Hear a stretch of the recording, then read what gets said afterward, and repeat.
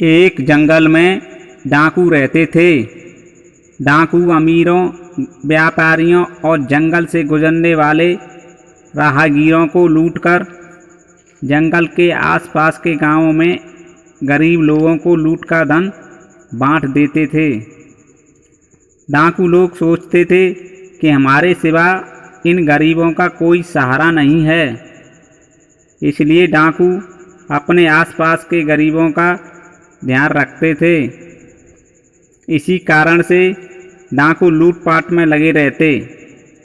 एक दिन की बात है, कुछ व्यापारी लोग दूसरे राज्य से व्यापार करके धन कमाकर अपने राज्य वापस उसी जंगल के रास्ते से होकर लौट रहे थे। चलते चलते उसी जगह आ गए जहां डाकू छिपकर रहते थे। डाकुओं ने उन लोगों को देखा, तुरंत चारों ओर से कूदकर उनको घेर लिया। फिर डाकू उन लोगों से धन के बारे में पूछताछ करने लगे। उसी वक्त एक व्यापारी उन डाकुओं की नज़रों से बचकर चुपचाप भागा और थोड़ी दूर पर उसको एक कुटिया दिखाई दी। उस कुटिया की तरफ वह तेज तेज भागा और उस कुटिया के भीतर घुस गया। तभी उसने देखा कि उस कुटिया के अंदर एक साधु बैठा भगवान का ध्यान कर रहा है। उस व्यापारी के तेज भागने के कारण उसकी हाँफने की आवाज़ हो रही थी। हाँफने की आवाज़ सुनकर साधु ने आंखें खोलीं और गुस्से में बोला, कौन हो तुम? क्यों तुमने मेरे भजन में बाधा उत्पन्न की है? तभी व्यापारी अपने धन की पोटली को साधु को देते हुए बोला, हे महात्मा, यह मेरी पूरी साल की मेहनत की कमाई है जिसे मैं आपको दे रहा हूँ। इस धन की पोटली को तुम मेरे घर तक पहुँचा देना, जिससे मेरे परिवार को रोटी मिल सके, नहीं तो मेरा परिवार भूखा ही मर जाएगा। व्यापारी बोला, महात्मा, मेरा नाम पता इस पोटली के अंदर है, अब मैं वापस जाता हूँ। कहीं डाकुओं ने मुझे तुम्हारे पास देख लिया तो मेरे साथ साथ तुम्हें भी मार डालेंगे। इतना कहकर व्यापारी वापस अपने साथियों के पास लौटने लगा।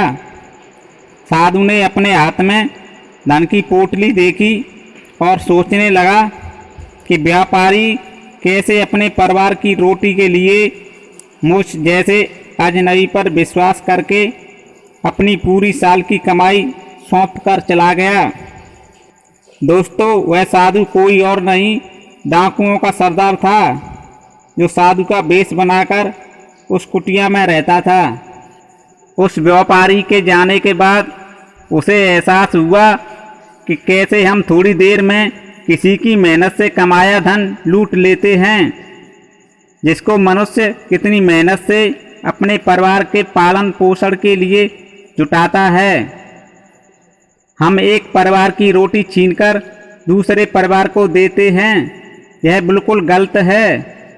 उसे अब अपने किए पर पछतावा हो रहा था।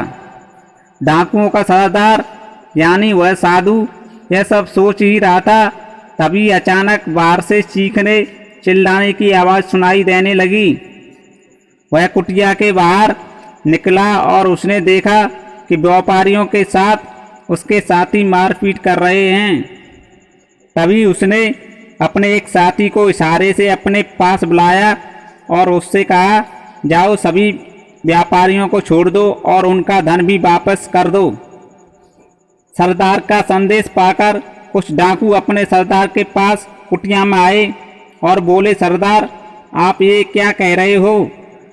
अगर हम इनका धन वापस कर देंगे तो हम उन गरीबों की मदद कैसे करेंगे?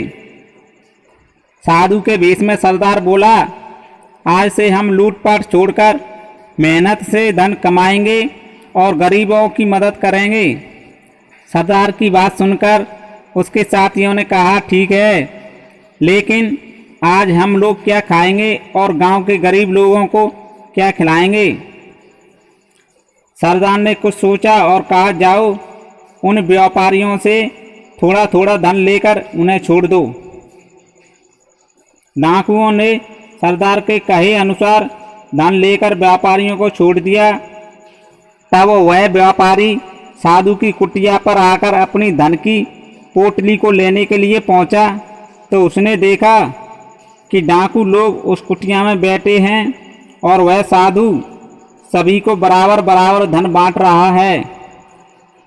इतना देखते ही व्यापारी को एक झटका सा लगा और वह समझ गया यह कोई साधु नहीं है, यह तो साधु के वेश में डाकुओं का सरदार है। वह तुरंत ही कुटिया से वापस जाने लगा। तभी उस साधु ने कहा, रुको, अपने धन की पोटली को लेते जाओ। साधु ने वह धन की पोटली उस व्यापारी को वापस कर दी। धन की पोटली को वापस पाकर व्यापारी बहुत खुश हुआ और उस साधु यानी डाकुओं के सरदार को धन्यवाद देकर वापस अपने घर को चल दिया। उधर वह साधु और डाकू साथी उस जंगल को छोड़कर अपने स्थान पर वापस चले गए। दोस्तों, आपने इस कहानी से सीखा कि हमें कभी भी गलत रास्ते से धन को नहीं कमाना चाहिए।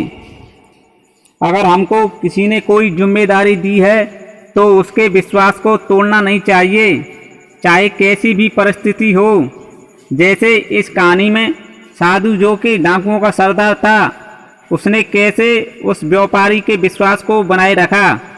दोस्तों, आपको कहानी पसंद आई हो तो वीडियो को लाइक कर दें और हमारी कहानियों से ज्ञान प्राप्त करने के लिए मेरे चैनल को सब्सक्राइब कर लें। मिलते हैं नई कहानी के साथ। जय श्री कृष्णा। वीडियो को लाइक करें और मेरे चैनल को सब्सक्राइब करें।